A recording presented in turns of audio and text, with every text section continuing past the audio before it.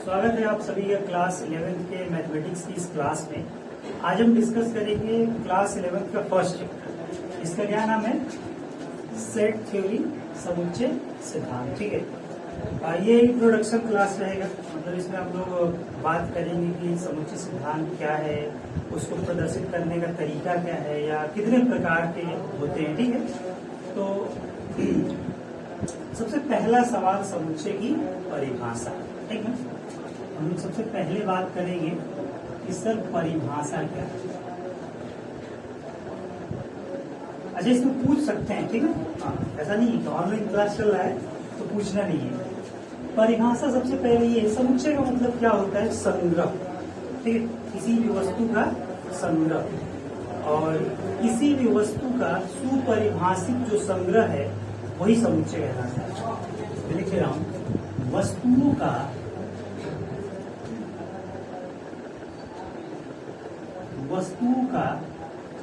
सुपरिभाषित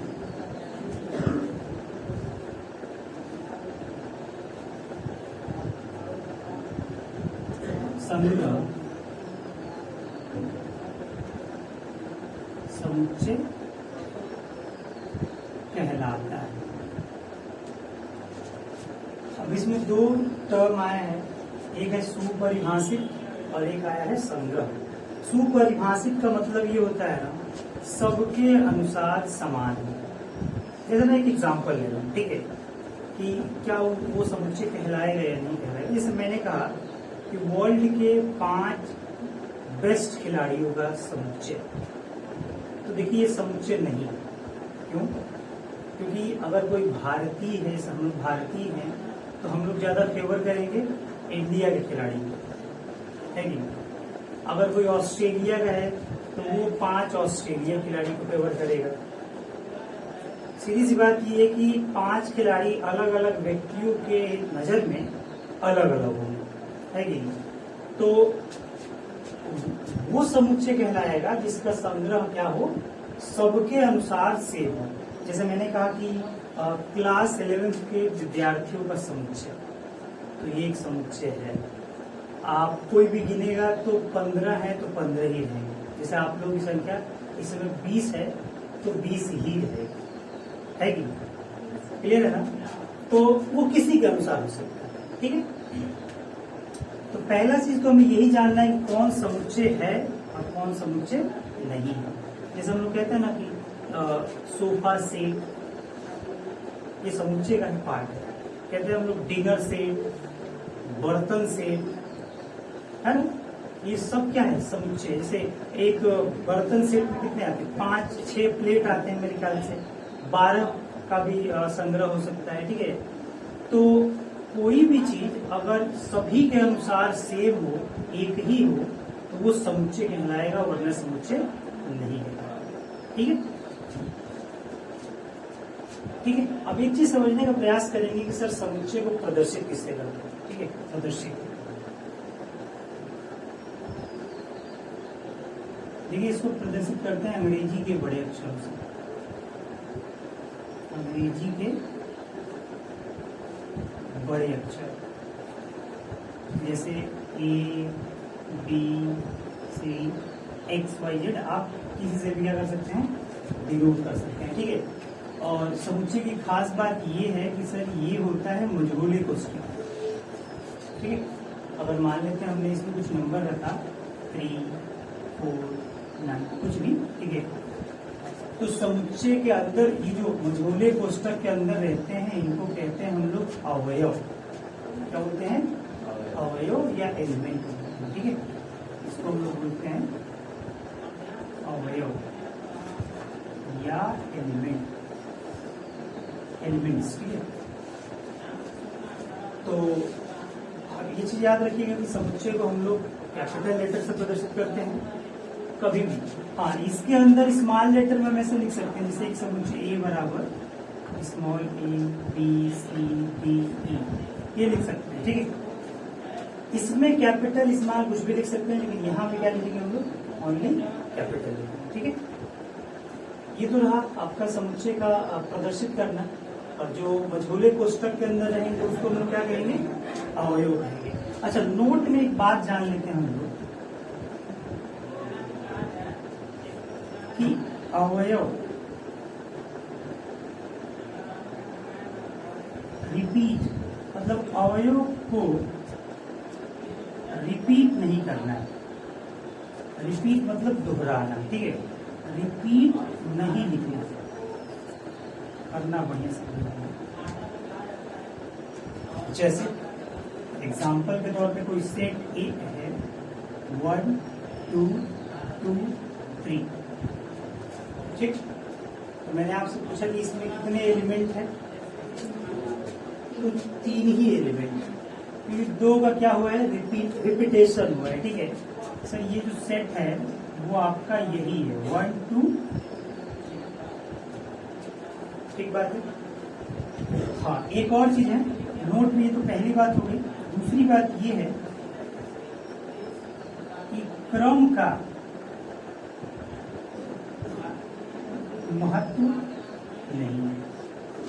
जैसे जरूरी नहीं है कि आप 1 2 3 ही लिखेंगे।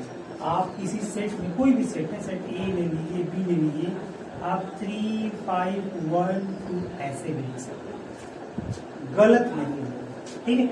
जनरली फिर भी किताबों में या आप जो क्वेश्चन करेंगे तो क्रम का पालन किया जाता है, लेकिन अगर आप नहीं लिख रहे हैं तो गलत नहीं है। इसमें एक और चीज समझना है, जैसे सपोज आप देख सकते हैं कि सेट ए इक्वल टू, या यहाँ पे ए इक्वल टू 3 4 9 है ना, तो इसको हम लिख सकते हैं, ध्यान से देखिएगा कि जो 3 अपसाइलन ए, इसको पढ़ेंगे 3 बिलोंग्स टू ए, ठीक है। 3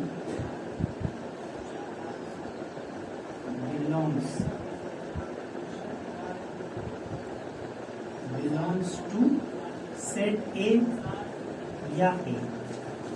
इसका मतलब कि 3 समुच्चय ए का एक अवयव है। ये यूनानी प्रतीक है, इसको हम लोग अपसाइडन बोलते हैं, ठीक है। ई को ई जैसा होता है बट एग्जैक्ट नहीं होता है, ठीक है। अच्छा, ये बताइए 3 इसका एलिमेंट था तो हमने लिख दिया 3 अपसाइडन ए, ठीक है, 3 बिलोंग्स टू ए। लेकिन 5 इसका एलिमेंट नहीं है ना, अपसाइलन बना के क्रॉस कर देंगे, लिख देंगे 5 नॉट बिलोंग्स टू सेट, ठीक है। 5 नॉट बिलोंग्स टू सेट। ये बात आप समझ रहे हैं।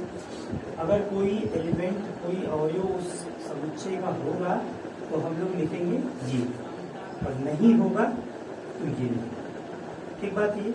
जैसे अगर मैं कहूँ कि एक छोटा सा एग्जांपल लेते हैं कि कोई ऐसा विद्यार्थी जो अभी क्लास 11th में उपस्थित न हो, जैसे मान लेते हैं आप लोग 11 में पढ़ते हैं और मैं तो नहीं पढ़ता था 11 में, तो अगर कहा जाए कि एक समुच्चय ए है क्लास 11 के सभी विद्यार्थियों, तो अगर आपका नाम बिलोंग्स टू क्लास 11 या ए हो जाएगा, लेकिन मेरा नाम नॉट बिलोंग्स टू क्लास 11, मैं क्लास 11 से बिलोंग नहीं करता, आप करते हैं, ठीक है। तो यहाँ पे ये चीज, इससे सवाल बनेगा, छोटे छोटे क्वेश्चन बनेंगे, ये ध्यान रखेंगे। अब हम बात करते हैं समुच्चय के निरूपण करने का तरीका।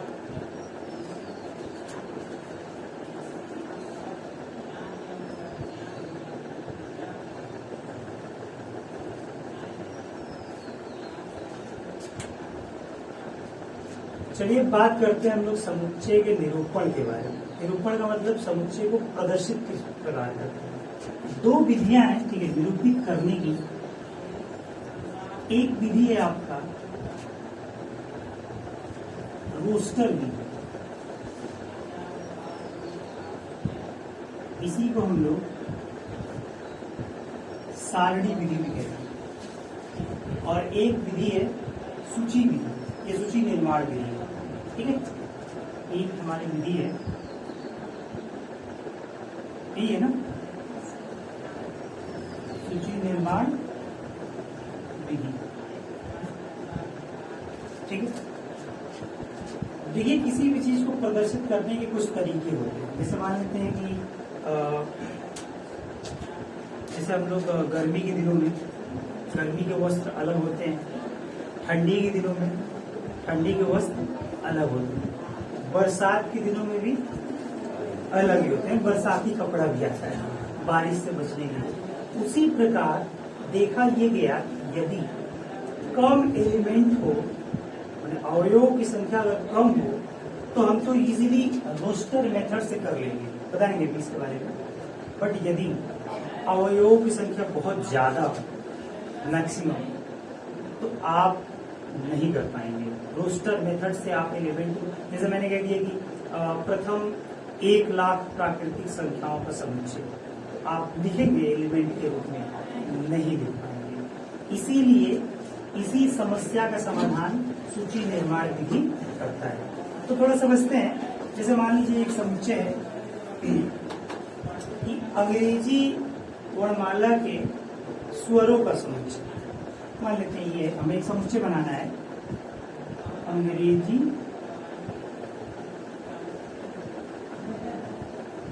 वर्णमाला के स्वरों का समुच्चय। स्वर समझ रहे हैं आप लोग? 5 होते हैं कि 6? 5 होते हैं। तो अगर मुझे रोस्टर मेथड से लिखना है, तो रोस्टर मेथड ना अवयव के रूप में लिखते हैं, एलिमेंट के फॉर्म में लिखते हैं। जैसे ए, ई, आई, ओ, ठीक बात है। अब ये इस समुच्चय को हमने रोस्टर मेथड से लिख दिया एलिमेंट के फॉर्म में, और जो सूची निर्माण विधि है ना, ये सेंटेंस के फॉर्म में। कैसे लिखेंगे? आइए इसको भी लिखते हैं। अच्छा, इसको भी लिखेंगे सेट ए इक्वल टू, ठीक, लिखेंगे एक्स सच दैट एक्स। एक, अभी मैं बता रहा हूं, एक अंग्रेजी वर्णमाला का स्वर है। अच्छा, सच दैट का मतलब क्या होता है? एक्स सच दैट एक्स का मतलब ये होता है कि एक्स एक ऐसा है कि, इसका शाब्दिक अर्थ यही होता है कि एक्स एक ऐसा है जो अंग्रेजी वर्णमाला का स्वर है। अब कह दिया है सेंटेंस के फॉर्म में कि एक्स एक ऐसा एलिमेंट है जो अंग्रेजी वर्णमाला का स्वर है। अब हमें पता है कि 5 स्वर है, तो ये एक्स 5 स्वर को रिप्रेजेंट कर रहा है। जैसे मैं अगर क्लास में आके कहूँ कि हेलो बच्चों, तो अब बच्चों में सभी बच्चे शामिल हो गए, बच्चे बच्चियां सब। अब अगर ऐसे आगे करूँ रोस्टर मेथड से एक एक को हेलो बोलने लगूं या गुड मॉर्निंग बोलने लगूं, तो टाइम जाएगा कि नहीं जाएगा? समझ रहे?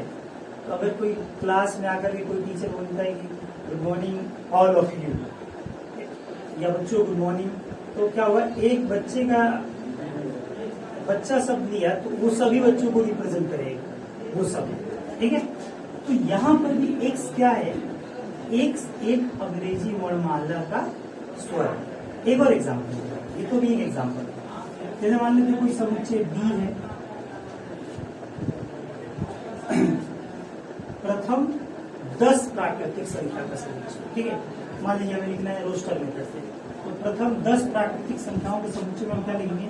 1, 2, 3, 4, 5। अच्छा, वैसे डॉट डॉट डॉट डॉट हम 10 तक भी लिख सकते हैं, वैसे पूरी भी लिख सकते हैं, ठीक है। Dot dot dot dot 10। एक बात ये,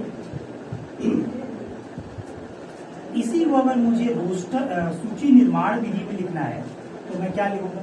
सब में यही फार्मूला लगने वाला है, सेम टू सेम। आप कहेंगे सर कि यहाँ एक सी लेगा क्या? आप वाई भी ले सकते हैं, जेड भी ले सकते हैं, बट ध्यान रहे जो यहाँ लेंगे वो यहाँ भी लेंगे, ठीक है। तो मैं ले सकता हूँ एक्स सच दैट एक्स एक प्रथम 10, हिंदी में लिख देते हैं, प्रथम 10 प्राकृतिक संख्या का सेंटेंस के फॉर्म में लिखना है। क्या इसको पढ़ने के बाद ये आभास नहीं हो रहा है कि ये प्रथम 10 प्राकृतिक संख्याओं का समुच्चय है कि नहीं? ये हो रहा है। जैसे अब मान लीजिए ये नियम तब ज्यादा कारगर साबित होता है ना, जैसे अगर कह दिया जाए आपको कि भारत में सभी जनसंख्याओं का समुच्चय लिखिए, या अगर सिर्फ इतना कह दिया जाए कि भारत के सभी राज्यों का समुच्चय लिखिए, आप प्रेफर क्या करेंगे? सूची निर्माण विधि में लिखना पसंद करेंगे। क्यों? क्योंकि वो 28 राज्य का नाम अगर मैं लिखने लगूं तो बोर्ड भी भरेगा, आपकी कॉपी भी भरेगी। इसीलिए जब अवयव ज्यादा हो तो जनरली हम लोग सूची निर्माण विधि का यूज करते हैं, प्रयोग करते हैं। ठीक है। अच्छा, अभी पहले ही एक्सरसाइज में क्या सवाल बनेगा? रोस्टर दिया रहेगा, सूची निर्माण विधि में कन्वर्ट करना है। सूची निर्माण विधि दिया है, रोस्टर में कन्वर्ट करना है। ठीक, तो ये रहा हमारा समुच्चय निरूपण करने का 2 विधियां, रोस्टर विधि या इसी को सारणी विधि भी कहते हैं, लेकिन प्रचलित यही ज्यादा है, ज्यादा प्रचलन में ये ज्यादा इस्तेमाल इसी करते हैं। तो समझ में आया आप लोगों को? और एक और एग्जाम्पल ले लें, कोई और एक एग्जाम्पल ले लेते हैं। समुच्चय सी ले लेते हैं। ठीक है, समुच्चय सी। जैसे हम ये भी ले सकते हैं कि समुच्चय सी में अंग्रेजी वर्णमाला के सभी अक्षरों का समुच्चय, ये ले सकते हैं अंग्रेजी वर्णमाला के सभी अक्षरों का समुच्चय। आप बताइए क्या मैं सारा लिखने वाला हूँ? नहीं। ABCD .XYZ। अब आप देखेंगे तो गिन लेंगे कि इसमें 26 एलिमेंट है। ठीक, आगे हम लोग बात करेंगे एक्सरसाइज 1.2 में समुच्चय का प्रकार, परिमित, अपरिमित, रिक्त, ऐसे एकल समुच्चय ऐसे करके बात करेंगे। बट फर्स्ट एक्सरसाइज में जो आपका 1.1 है उसमें इसी से रिलेटेड क्वेश्चन होगा। ठीक है, तो इसको आप कैसे लिखेंगे? X such that X क्या है? एक अंग्रेजी वर्णमाला का समुच्चय। X एक अंग्रेजी वर्णमाला का समुच्चय हो गया हमारा रोस्टर से किसमें कन्वर्ट? सूची निर्माण विधि। ठीक है, एक और चीज हम लोग समझ लेते हैं कि प्राकृतिक संख्याओं के समुच्चयों को किससे प्रदर्शित करते हैं, पूर्णांकों के समुच्चयों को किससे प्रदर्शित करते हैं, परिमेय संख्याओं के समुच्चयों को कैसे प्रदर्शित करते हैं। ठीक है, तो 3-4 बातें हैं जिसको आप ध्यान देंगे। एन जो है ना वो प्राकृतिक संख्याओं के समुच्चय को प्रदर्शित करता है। प्राकृतिक संख्या नेचुरल नंबर हम लोग बोलते हैं।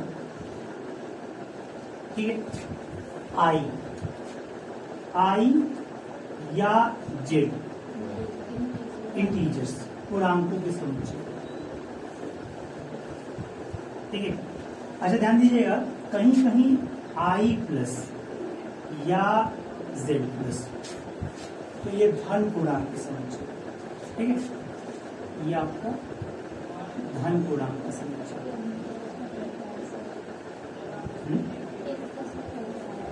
एन प्लस नहीं, नेचुरल नंबर तो नेचुरल नंबर वो तो पॉजिटिव होता है, 1 से शुरू होता है इनफाइनाइट तक जाता है। 1 से पीछे आएंगे, 0 को ऐड करेंगे तो होल नंबर हो जाएगा, पूर्ण संख्या, और पीछे आएंगे तो फिर वो इंटीजर्स हो जाएगा, पूर्णांक हो जाएगा। ठीक है, एन प्लस माइनस नहीं होता है। डब्ल्यू है वो होल नंबर है, मूल संख्या इसको हम लोग बोलते हैं। अच्छा, इसके साथ साथ एक और लिख लीजिए, आई माइनस या जेड माइनस। ठीक, ये आपका ऋण पूर्णांक। छोटी छोटी चीजें हैं, इसको आपको जानना है। ये पूर्ण संख्या है, होल नंबर। ठीक है, क्यू जो आपका है वो परिमेय संख्या, रैशनल नंबर। ठीक है, परिमेय संख्या के समुच्चय को प्रदर्शित करेगा। और एक जो छूट रहा है, जो सबसे इंपॉर्टेंट है, आर, वास्तविक संख्या, रियल नंबर। ठीक है,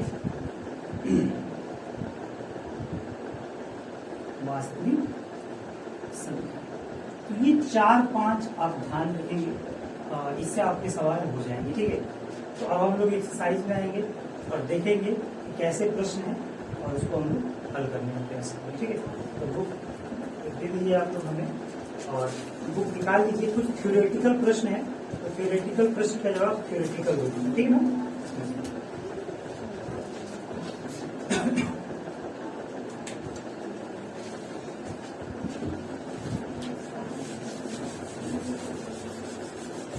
इसे मैं मिटा दे रहा हूं।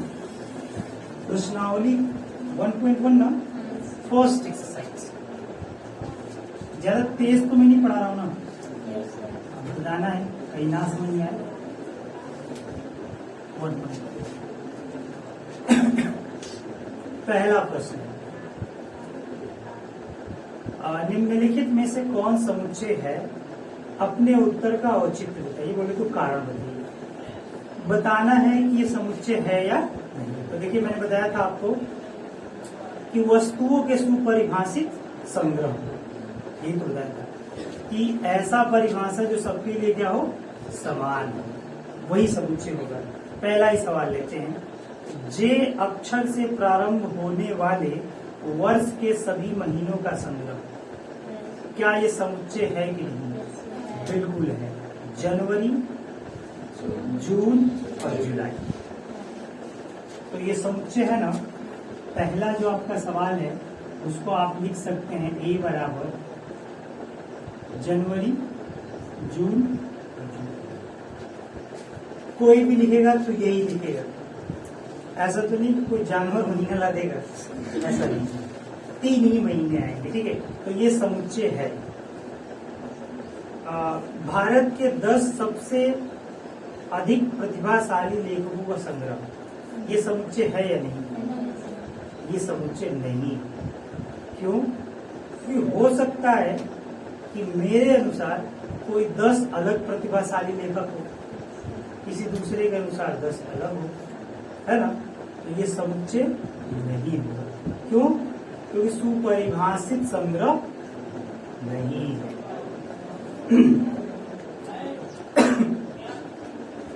विश्व के सर्वश्रेष्ठ 11 बल्लेबाजों का संग्रह, ये भी नहीं है। वही फिर बात आ गई। सर मैं इंडियन हूँ, मैं इंडिया के खिलाड़ियों को प्रिफर करूंगा, पाकिस्तान का तो करूंगा नहीं, ऑस्ट्रेलिया का तो करूंगा नहीं।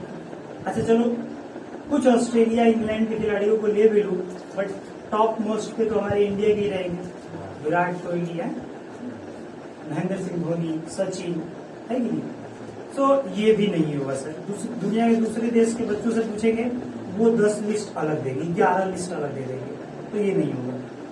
आपकी कक्षा के सभी बालकों का संग्रह, ये एकदम समुच्चय होगा।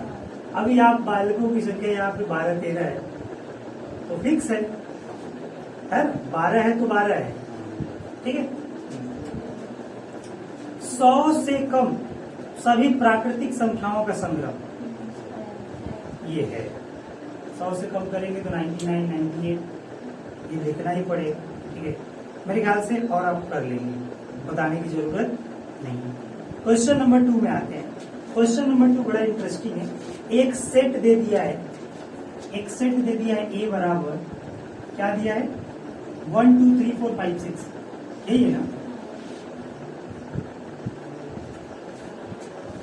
ठीक, कह रहा है ना कि आपको उपयुक्त चिन्ह epsilon belongs to and not belongs to भरना है। 6 एलिमेंट है, 1 से लेकर 6 तक। पहला ही सवाल है 5 ... ए, बताइए कौन भरा जाएगा? बिलोंग्स टू ना, क्योंकि 5 सर समुच्चय ए का एलिमेंट है। एक और लेते हैं इसमें 0, बस नॉट, क्योंकि 0 इसमें थोड़ी ना है, इसीलिए नॉट बिलोंग्स। तो दूसरा भी सवाल आप लोग क्या करेंगे? कर लेंगे, हो जाएगा ना? सिंपल है। सवाल नंबर 3 पे आते हैं, और इस सवाल को मैं थोड़ा लिख रहा हूं ताकि चीजें स्पष्ट हो।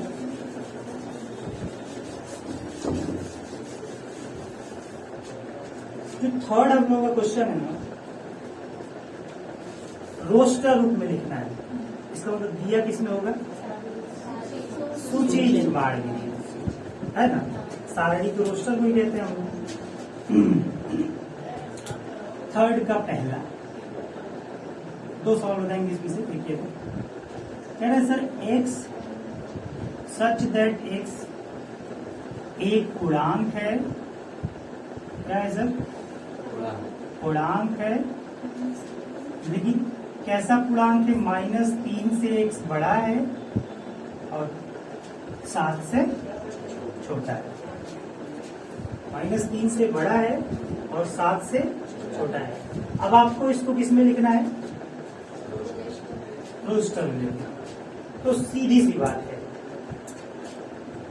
आप लोग पूर्णांक वाला संख्या रेखा को जानते हैं ना, 0 से इधर जाते हैं तो धनात्मक होता है, 0 से इधर जाते हैं तो ऋणात्मक। ठीक है, तो अगर मैं लिखूं इसको रोस्टर में तो -3 से बड़ा -2 -1 0 1 2 3 4 5 6 7 लिख दें? नहीं, होता है ना संख्या रेखा पे, ये यहाँ पे 0 रहता है, +1 +2 +3 +4 +5 +6 +7 डॉट डॉट इनफाइनाइट।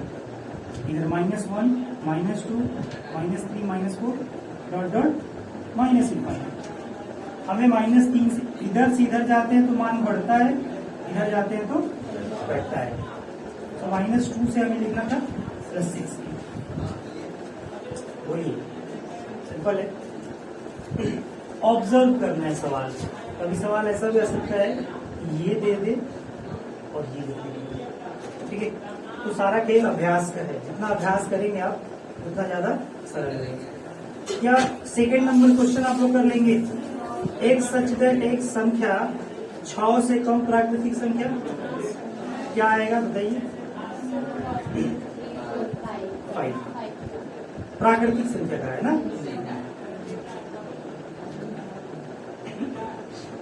एक सच दैट एक्स 2 अंकों की ऐसी प्राकृतिक संख्या है जिसका योगफल 8। बताइए कौन कौन संख्या है? 1 से 1 हाँ 1 से यानी 17 लेंगे, 17 लेंगे तो जाहिर सी बात है 71 भी ले लेंगे, 26 ले लेंगे तो 62 भी ले लेंगे। तो दोनों का जोड़ कितना आना चाहिए? 8 आना चाहिए, ठीक है। और 35 लेंगे, 53 भी, और 44। अब ये तो कोई नहीं सोच रहा कि सर इसी को इधर 4 पलट दीजिए, फिर वही बात लगेगा, रिपीट हो जाएगा, ठीक है ना। और कुछ ले सकते हैं? नहीं ले सकते हैं? 80 नहीं ले सकते हैं? 8 + 0 हाँ, लेकिन ध्यान रहे, सही बात है, नहीं बिल्कुल, ये प्राकृतिक संख्या है ना, ये तो नेचुरल नंबर है।